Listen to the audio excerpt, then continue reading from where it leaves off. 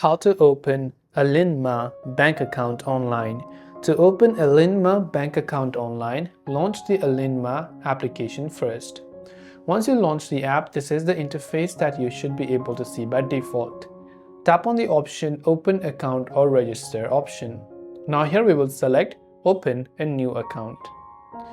Then over here, to open a new account, you must be minimum 15 years for Saudi and residents and 18 years for visitors. Valid national ID or Iqama or visitor ID. National address must be provided or registered with Saudi Post.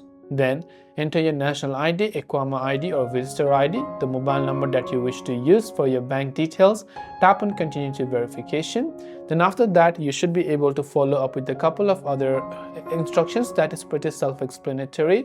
Upload a couple of documents for verification purposes, and once done, your bank account will be successfully created. That's all for this video. I hope this video helped you out. If you have any questions, feel free to leave them down. Thanks for watching and see you in the next video.